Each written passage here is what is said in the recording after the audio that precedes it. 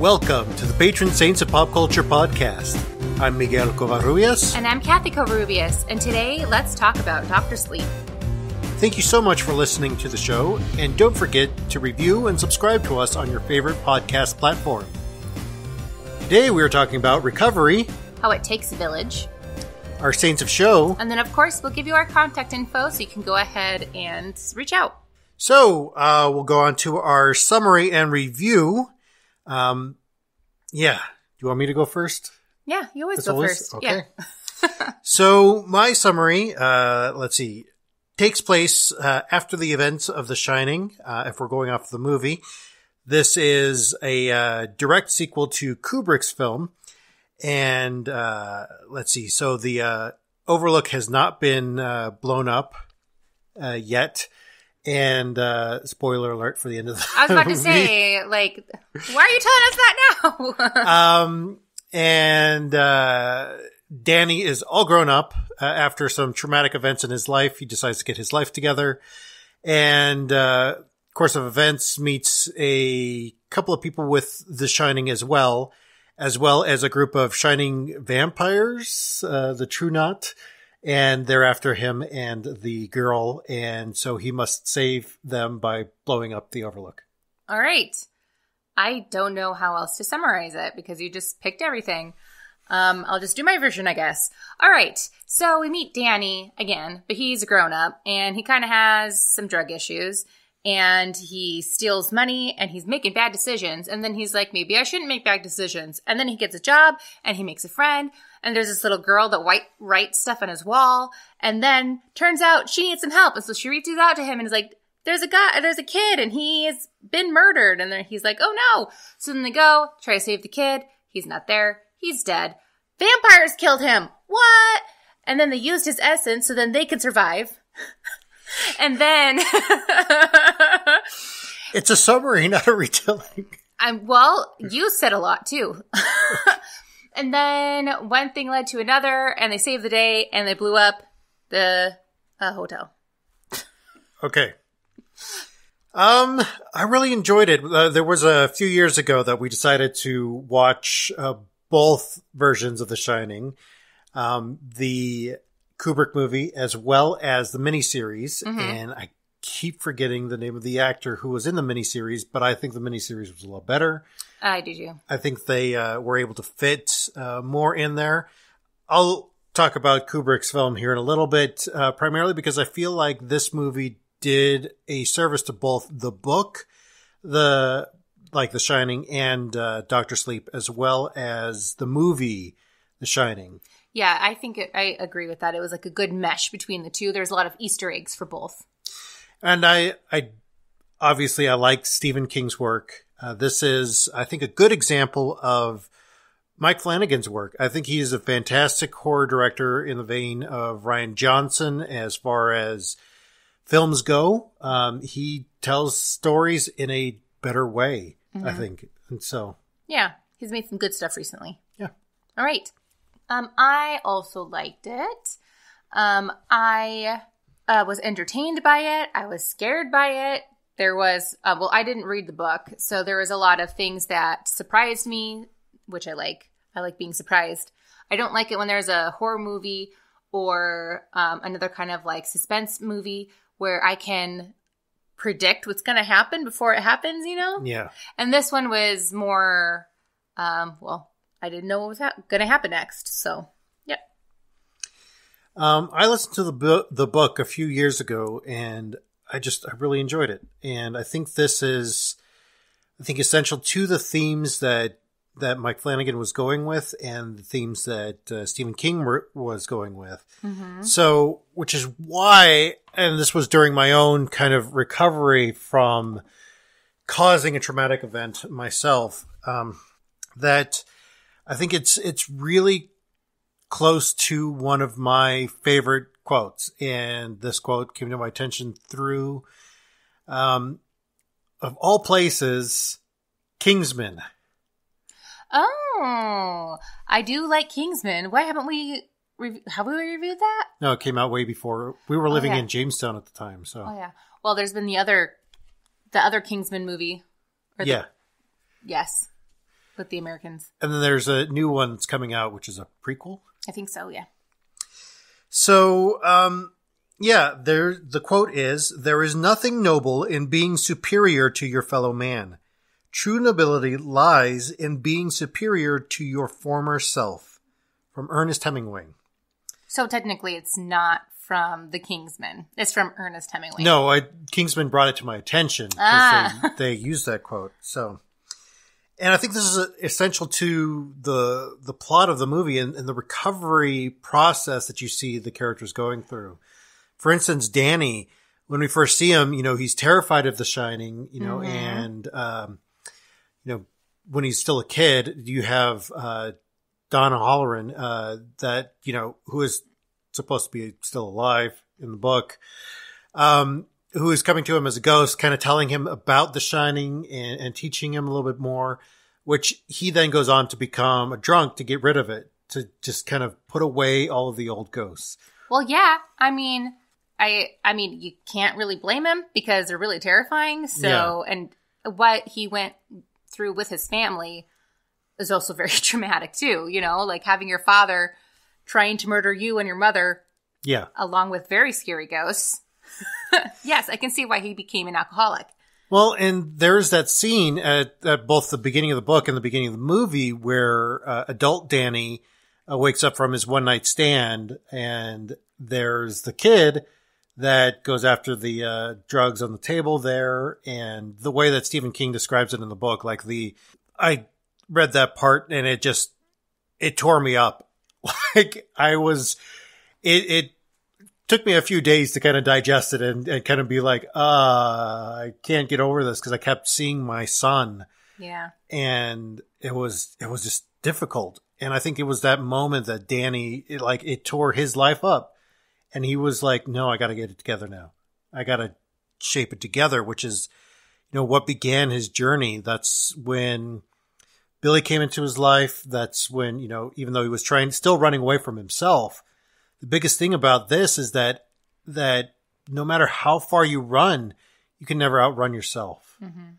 And he finally came face to face with himself. He finally got to that point where he had to confront himself. Yeah. Well, can I just say, Billy's job is kind of weird. Yeah. A train guy in the middle. But the train, I don't know. It just seems very strange to me. This seems like one of those things that a town might bring out occasionally for children's events or community events. Uh-huh. But the fact that it's just always there and there's that mini town and that kind of stuff, it seems very weird to me. Well, there are those small towns that have those kind of niche little things. Like the random mini town within the town type of thing. Yeah. Outside of Jamestown, New York, they have that tiny town. Uh-huh. So. But which is they have a McDonald's and a pharmacy. Yeah. And it's if you imagine taking a McDonald's and shrinking it to being maybe 6 foot tall, that's what it is. It's kind of strange. Well, I'm going to dive into the book a little bit here, too. In the book, and this was something that I didn't like about the movie, was Jack in the movie. I don't think Jack got his redemptive moment in the movie, but then again, as Mike Flanagan said in one of his interviews about the movie, was that Kubrick was so obsessed with madness that he loved the madness part of it. Yeah.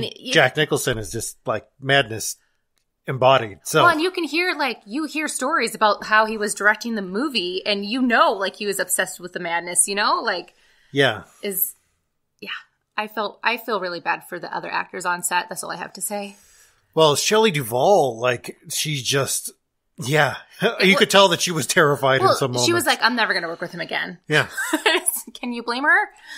But in the book, Jack had a redemptive moment because the Overlook in the book had already been blown up in The Shining. So they, Abra and Danny and... He's talking about the book and Billy all show up at the hotel, at the ruined hotel. And it's there that, yes, the ghosts get released and everything else like this, like it is in the movie, except there's only one part of the Overlook that's left. That's the Overlook, the actual Overlook. And at the very end, the climax of the book, Jack is the one who actually shows up. The ghost of Jack shows up and pushes Rose the hat off of the Overlook. And I think that was a beautiful moment in the book. It was a way that Jack kind of returned to his being a good father. Mm-hmm. In the book, he was a good father, that he was not Jack Nicholson the entire time. He wasn't just madness. It was devolving into that through his addiction to alcohol and writing and everything else. And I think that, it was a moment when Jack kind of came to himself and realized this is who he became. So he's going to redeem himself. He was going to save his son. Mm-hmm. And so I think that part of it was a good showing of recovery for him and that redemptive moment. So now I have to ask this question because I think this is very big in cancel culture, as people like to call it.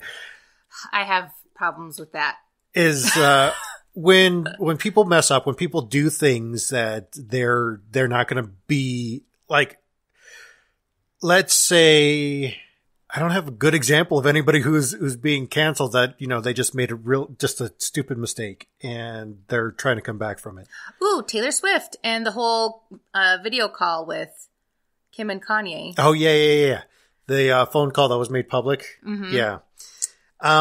Like she's come back from it. Like she's mm-hmm. like, okay, yeah, that happened. But she's also with the full video that came out. I don't mm-hmm. know if you heard this. So the full video leaked, and it actually goes to show that Taylor was right. So everybody was calling her like all these terrible things, like trying to cancel her out. But then this video came out and proved her right.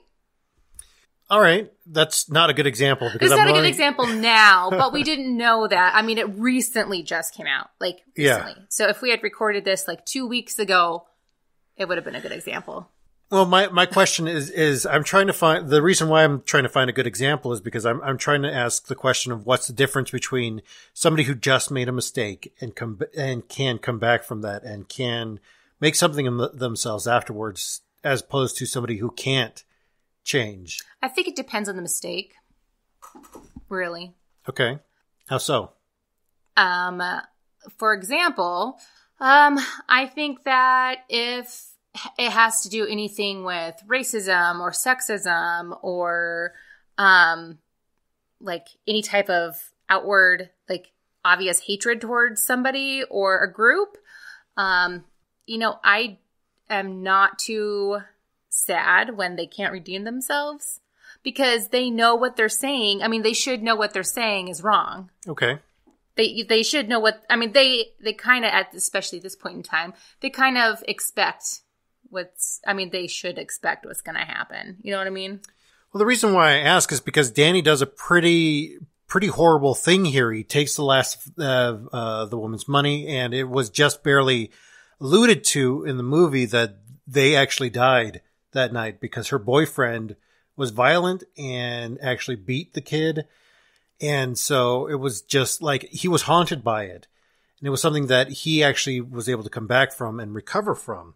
And so it's hard, I think, to say that somebody is, that if they make one mistake, that they can't come back from it. And that's just my own opinion there, though. So, our beliefs are not what make us better people. Our actions do. And this is a line from Danny in the movie is, he worked hard on really kind of, revealing his own boundaries, is realizing what his boundaries were. That, I think this really, Billy kind of helped him with this to kind of say, like you can't be around alcohol. You can't be around these things because as part of AA, you're getting your life together. Mm-hmm. You're going to need that help. Let's find those boundaries for you, realize the boundaries. And for him, it was working with the elderly. It was being Dr. Sleep. It was doing something that he was actually using his shining to make the world a better place for these people in their last moments, which I think was beautiful. And really enforcing those boundaries so that, when people were starting to cross those boundaries for him, he would let them know and say, no, this is not a good thing. We got to stop here. What are you referring to in that? Well, there is an instance in the movie when somebody kind of pushes him over the edge, and he's about to take a drink, and he doesn't. He realizes, no, this is a boundary for me. If I do this, it's going to break the dam. I can't do this. I can't go back into this. That I've made so much recovery so far, I can't go back, kind of thing. Okay. So why are boundaries important? I feel like this is a pretty obvious question and answer, but boundaries are important because, one, for safety, two, for making sure that you have some kind of control, whether that be a specific situation that you're in that you're not comfortable with, or what have you. Those are my examples. All right. Well, I think it's, for recovery, boundaries are important because I think that it helps you to see who you really are. And for myself, I know that boundaries were important because I think it helped me to realize that I'm not responsible for anybody else's salvation. I'm not responsible for somebody else getting back on their feet. I'm just responsible for myself, for making sure that I can get back on my feet and what I'm doing. So, yeah, I think boundaries are important, especially in recovery. Now, this is why I say it's the redemption of Kubrick, is because I think Mike Flanagan knew that he was more focused on the madness, and he was like, okay, then we're going to redeem that madness. Well, also, too, it's very public that Stephen King hates that version. Yes. He hates it. So absolutely hates it because he wanted to show that, this madness was not a good thing. That, like, the end of that movie was more or less that, hey, everything's going to be bad, and there is no, good for many of the characters. They just kind of get in the snow machine and go down the mountain. They escape. Yeah. At the end. Yeah. And that's what I like about Mike Flanagan's movies and storytelling, is that he really does a good way of redeeming those stories. Yeah. Yep, I agree. But I do have to say, I also like how he didn't completely just write off Kubrick. Like I said at the beginning, there you could see the patterns of the carpet throughout the entire movie. He still had the iconic elevator scene and the twins and that kind of stuff. So he still tried to make, he didn't want to completely get rid of it because he knows that a lot of people haven't read the book and all they know is the movie. Yeah. So he didn't want to completely alienate one fan base or the other. Yeah. Yeah. Which is a good director thing to do because that's kind of hard. Mm-hmm. So I'm going to kind of spin off yours and I'm going to talk about how it takes a village. Specifically when it comes to Danny and his road to recovery. What's really important for him is that, not just for him, but anybody in recovery, you can't just have one catalyst or one thing that forces you to want to change. It kind of has to be a group of things. Yeah. That might happen. Some people, they can, maybe do that one thing, but it's going to be a little bit harder to do and maybe take more effort than if you have multiple things that you can rely on to remind yourself why you're in recovery. For one, you kind of alluded to this already, but the fact that he has nightmares about that mom and the child that he just left. Yeah. Took her money and left. Yeah. And it's kind of alluded that because of that they died, so he sees their ghost. So that's still haunting him. And that's a direct result of him and his addiction. I mean, he took the money because he was addicted, and he needed to get his next, not fix because it wasn't drugs, but his next glass. Yeah. Can. His next bottle.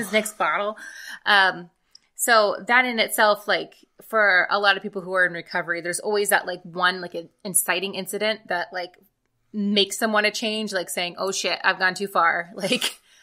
I need to take control and get back to things. And then after that, when he moves to this other town, almost immediately he meets Billy, and Billy and him have a conversation, and he's like, hey, you seem like you're a good upstanding man. Why don't you work for me at this weird park with the train in a mini town? You can help me with it. Oh, and by the way, I know somebody who has a room that you can rent. And I'll vouch for you, stranger I just met. Yeah. Well, he does have a little bit of The Shining. So well, that's the thing. Like, I feel like a lot of people have that, like, intuition. Yeah. That you can just kind of feel that this person is good or this person is bad.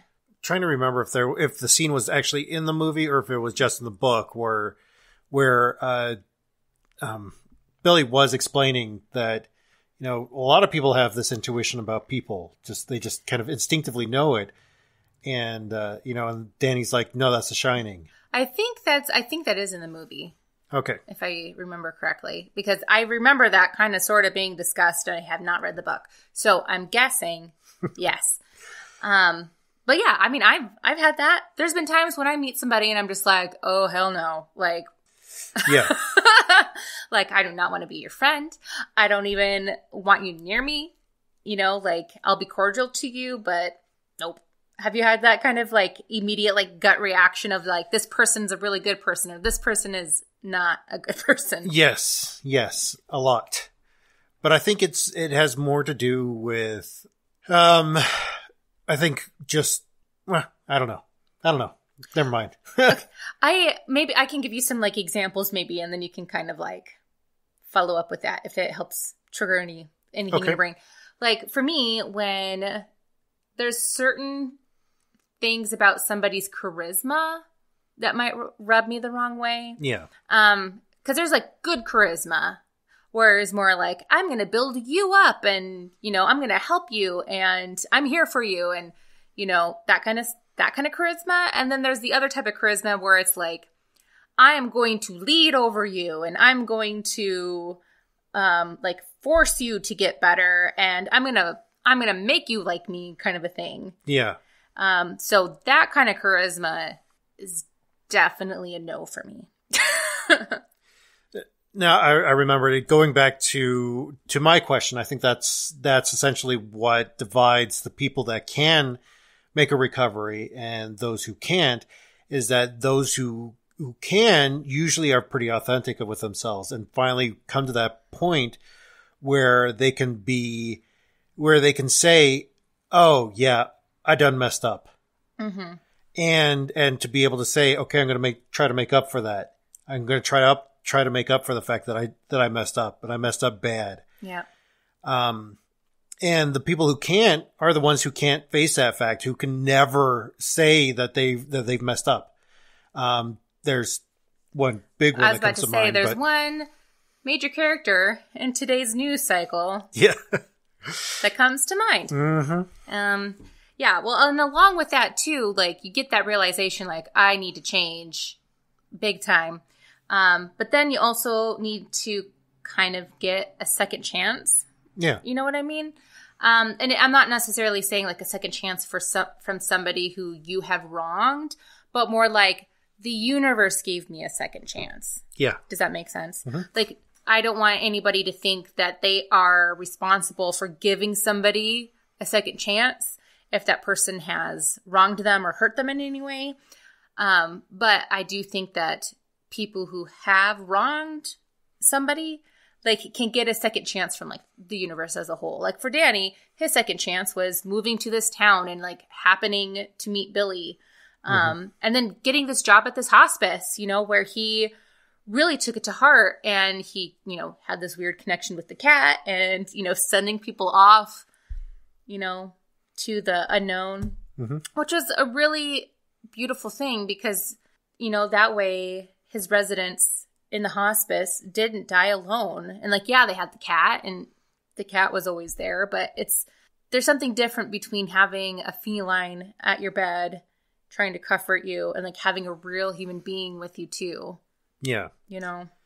Well, and I mean, I've never died before, but I'm assuming that it makes a difference. Yeah. Well, and I think that's one of the biggest human fears is dying alone. Is that nobody wants to do that. And so I think that's what made Danny important. That was his making up. Yeah, I agree. Yeah. It kind of gave him a purpose and a reason why he should stay on his road to recovery. So, yeah. Also too, obviously he forced some friendships, but not just with Billy, but also with, Abra too, like, which is also kind of strange. Like, hey, I have this friend who writes to me on the wall. I mean, if you were to say that to like any medical professional, they might be concerned. Yeah. You may be going to see other medical professionals. Yes. But yeah, so he even like in this weird way formed this friendship with her without actually having met her, you know?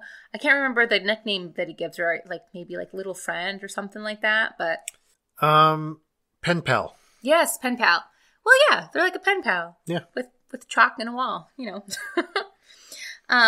And then also too, moving on to that with Abra, I always have to say Abby because she's also called Abby. Like, that's her nickname. Mm-hmm. So if I remember that she's called Abby, I know how to say Abra because I want to say Abra because of, I don't know, my accent from Montana. Yeah.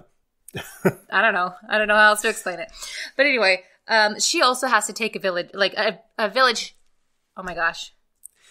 It takes a village to help her as well. I don't know why I was tripping on my words there, but I mean, kudos to her mom and dad for seeing her like throw all these utensils up to the ceiling and then them just sticking around and not like immediately shipping her away somewhere, you know, like they stuck around and still loved her and supported her with all of her weirdness. Well, and I think that's something that, you know, only parents can do is to be able to love their child even when weird stuff happens. Yeah. Yeah, that's for sure. It's a parental thing. It is a parental thing. There's been some things that Peter has said that I'm like, oh my. Where did you come from? Yes. But it's all right. But then also, too, like, she is smart enough to know that she needs a little bit more help from other people, which is why I think she continues to be Danny's pen pal, you know? And then when she really feels that, like, break in I almost called it the Force, in The Shining. Yeah. When she feels that, when these kids are being murdered, like, she knows that something's wrong, and she goes to the one person who she knows that has it too, which is Danny, and asking for help. And I'm assuming that they've talked long enough to where she knows that he's an adult. And so, of course, she's going to go to him because, I mean, her parents can't do much about it. You know, they don't really understand, you know, what she has and what she's going through, where Danny does. Which, by the way, side note, kids, just because you talk to a stranger via online or on a wall in chalk does not mean that it's okay for you to just go to their town and meet them. Yeah. Bad. Don't do that. Don't do that. Stranger danger. Stranger danger. Like, I don't care how long you've been talking to them. No. Okay, sorry. I had to get that out there. Bad.